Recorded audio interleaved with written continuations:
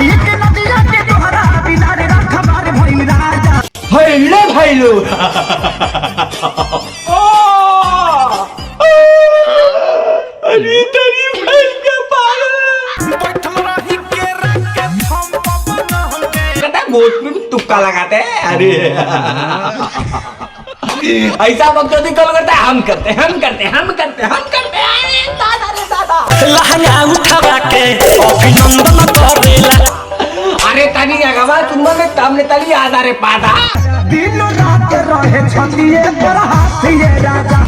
आए होए का हो ये में चपले हूँ कमर जैसे लहराओ जैसे लगता मटका पे कौन रगड़ी रगड़ा चलो तो अब लोग बताइए भैया मेरे बाद बदल जाए लेकिन कौन है एक्सप्रेशन का बात कर रहा था लगे डरई दीवार करी घातिए राजा वायरल लेकिन नहीं ये मेरा भ्रम है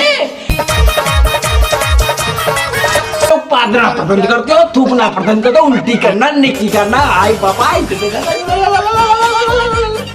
चोलिया में गोली दागब रे इंडिया पावा देगा बुला ले नहीं बोलेंगे भैया नहीं बोलेंगे नहीं मैं नहीं पा दूंगा इन लोगों की मुजरा देख देख के आई बंगाल से बाटने के चाल नहीं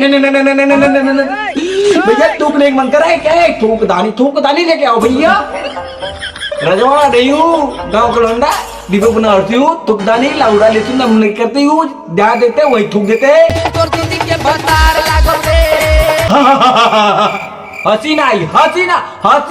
आई लेकिन भैया पूरा वीडियो देखो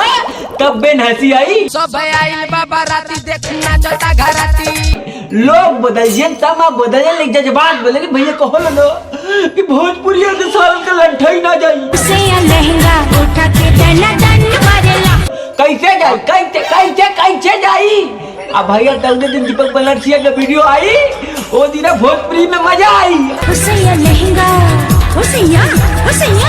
जब मुजरा करता लेकिन लाई हम लौड़ा करते लोग बदल दिया सब बदल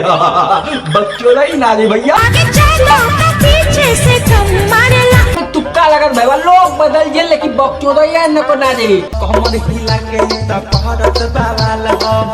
अरे का हो भाई लोग ना जाए बच्चों दे लेकिन ना जाए लेकिन दीपक बनर्जिया का जो वीडियो आई ने एकदम बवाल मचा दी तोर माई के दामाद लागब रे अरे तोने बहनी के आजकल लगा तोने बक्चोदैया में खाली भीड़ल हुआ तो भैया देखला ना ये सब बक्चोदै नहीं तुम लोग लाइक करो सब्सक्राइब करो कमेंट करो लिंक करो हाँ भाई लव यू बहुत समाज देखो